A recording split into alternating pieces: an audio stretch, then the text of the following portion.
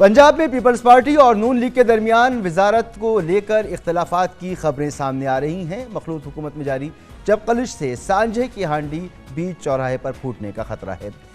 30 मई को सदर पाकिस्तान आरिफ अलवी ने मुस्लिम लीग नून के रहनुमा बलीगुर रहमान की बतौर गवर्नर पंजाब तैनाती की मंजूरी दी थी, जिसके बाद उसी रोज़ उन्होंने ओहदे का हलफ उठाया और फिर चंद घंटों बाद काबीना के 8 अरकान ने भी हलफ उठा लिए थे। मगर एक हफ्ते से ज़ायद का अरसा गुजर जाने के बावजूद भी अब तक इन वज़रा के कलमदानों का नोटिफिकेशन जारी नहीं हो सका।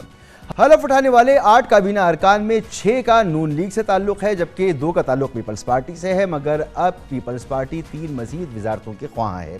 कल इस हवाले से आसिफ अली जरदारी ने वज़ीर आला पंजाब हमजा शहबाज से बिलावल हाउस में मुलाकात भी की। बताया जा रहा है कि पीपल्स पार्टी 3 अहम वजारतों के अलावा वज़ीर आला के मुशीर और मावलीन के ओहदों के भी ख्वाहिशमंद है, जबकि नून लीग में पीपल्स पार्टी को अहम वजारतें देने पर तहफ़्फ़ुज़ात हैं। दिलचस्प बात यह है कि इस वक्त पंजाब असम्बली में नून लीग की 165 और पीपल्स पार्टी की सिर्फ 7 नशिस्तें हैं। इसके अलावा जरदारी हमजा मुलाकात में दोनों जमातों ने 17 जुलाई को पंजाब असम्बली की 20 नशिस्तों पर होने वाले ज़िमनी इंतखाबात में मुश्तरका तौर पर हिस्सा लेने का फैसला किया है। मगर ज़िमनी इंतखाबात की टिकटों के हवाले से नून लीग को मुश्किल का सामना है। एक तरफ PTI के 20 मुनहरिफ अरकान में से बेशतर नून लीग की टिकट के ख्वाह हैं, जबकि दूसरी तरफ नून लीग के वो अफराद हैं जो पिछले 3.5 साल से पार्टी के साथ खड़े हैं। इस तमाम सूरत हाल में बात करेंगे। हमारे साथ मौजूद हैं हमारे नुमाइंदा खुसूसी हसन रज़ा लाहौर से हमारे साथ। बहुत बहुत शुक्रिया हसन। सबसे पहले तो ये बताएं हसन साहब कि 9 दिन हो गए काबीना को हलफ उठाए, 8 वजारतें हैं, इनके नोटिफिकेशन अभी तक जारी नहीं हुए। फिर कल हमजा और जरदारी मुलाकात भी हुई, तो मामला तय पाए इस मुलाकात में या अभी तक मामला तय नहीं पाए?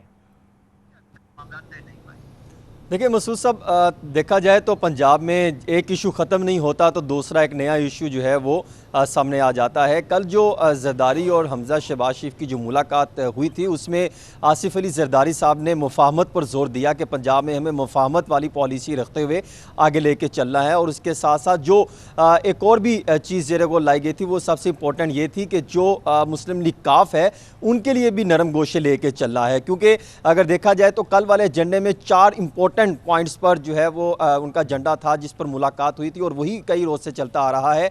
एक तो ये थी कि पंजाब कैबिनेट बनानी है और उसमें पाकिस्तान पीपल्स पार्टी को कितनी जो है वो वजारतें देनी है।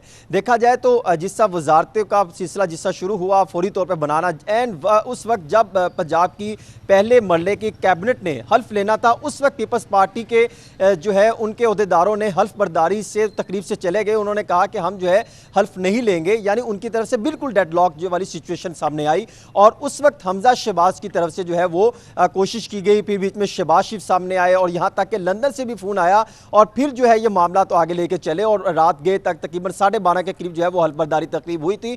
और पीपल्स पार्टी के वो 4 एजेंडे क्या थे? नंबर 1 ये था कि जो हमें 5 वजारतें चाहिए, हमें 3 वजारतें नहीं चाहिए। अभी क्योंकि 2 वज़रा उनके हैं, वो चाहते हैं हमें 5 वजारतें मिले। वो कौन कौन सी?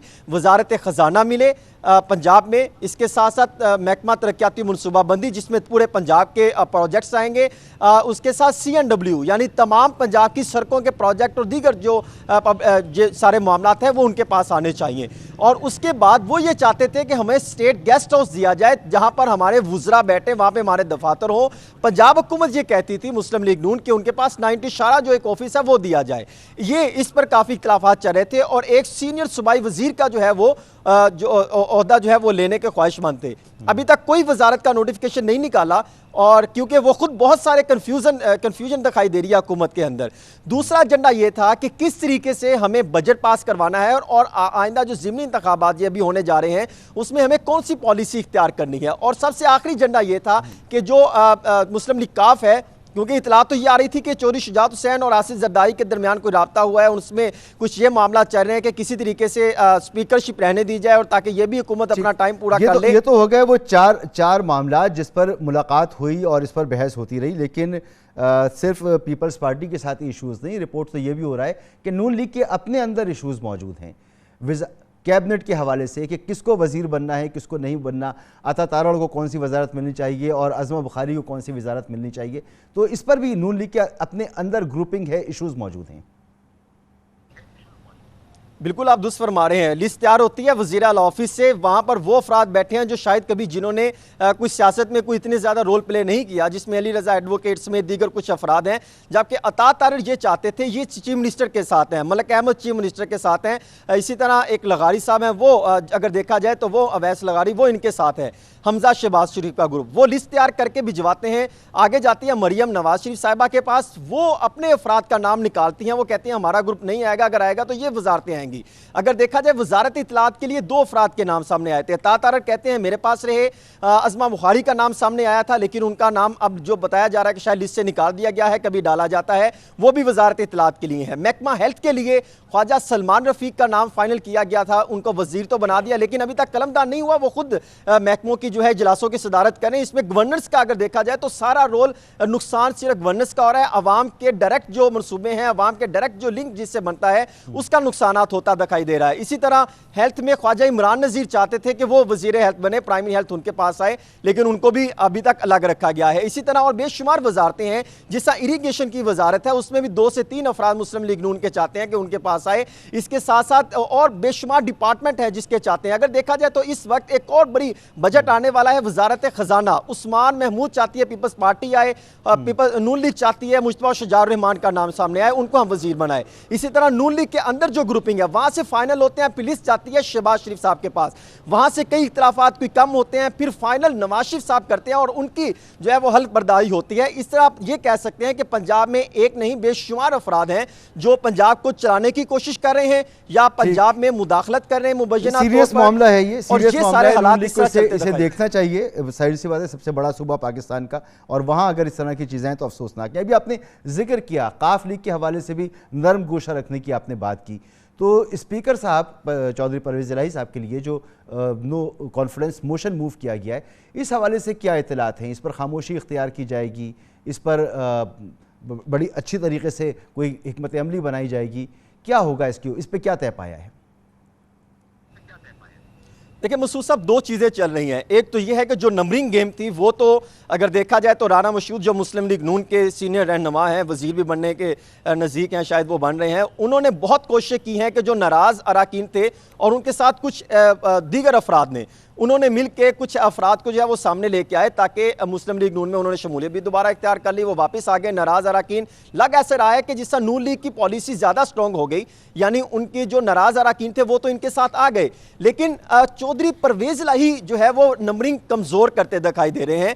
आज उनके बड़े ही करीबी जो ओहदेदार हैं, ज़राए हैं, उनसे मेरी बात हुई तो उन्होंने इस बात की तस्दीक की कि हालात जो हैं वो काफ़ी ख़राब होते दिखाई दे रहे हैं, नंबरिंग दोनों के पास पूरी नहीं। वो ये कहते हैं, उन्होंने तस्लीम किया कि हमारे पास नहीं, लेकिन हम ये चाहते हैं कि किसी ना किसी तरीके से वो मुस्लिम लीग नून जो अदम तरीके में जो है अदम इत्तेमाद उनके खिलाफ जमा करवाई वो वापस ले लें और हम बतौर स्पीकर के तौर पे काम करते रहे, मुस्लिम लीग अपने तौर पे करते रहे। इस तरह बजट भी पास हो जाएगा और बाकी मामलात भी चल जाएंगे, लेकिन ये मामलात बहुत ऊपर वाली सतह पे जो है वो जेरे को लाए जा रहे हैं। ठीक, अच्छा, ये कल की जो मुलाकात थी, हमजा जरदारी मुलाकात, इसमें एक चीज़ और सामने आई कि जो बाई इलेक्शंस होने जा रहे हैं इनमें नून लीग और पीपल्स पार्टी मुश्तरका तौर पर ये इलेक्शन लड़ेंगे।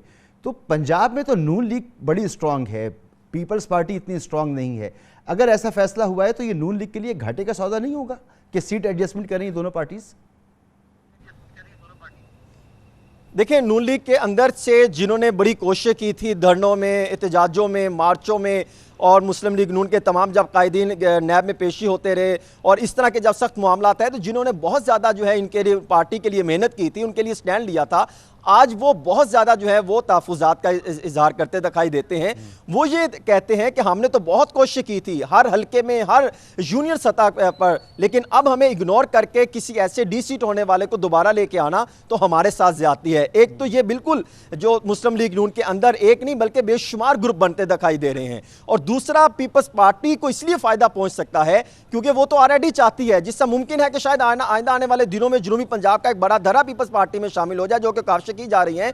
और वो तो इसलिए तो कोशिश कर रहे हैं कि वजारतें हम हमारे पास है, खजाना और पीएनडी, ताकि हमारी पीपल्स पार्टी की पोजीशन स्ट्रांग हो। और नून लीग भी ये समझती है कि अगर हम उनके साथ जो है वो मफाहमत वाली पॉलिसी अपना के और आगे चलते हैं तो शायद उनको काफी घाटा होगा, घाटे का सौदा होगा। इसी सिचुएशन को मद्देनजर रखते हुए काफी मामला जो है वो पेंडिंग होते दिखाई दे रहे हैं। बहुत बहुत शुक्रिया।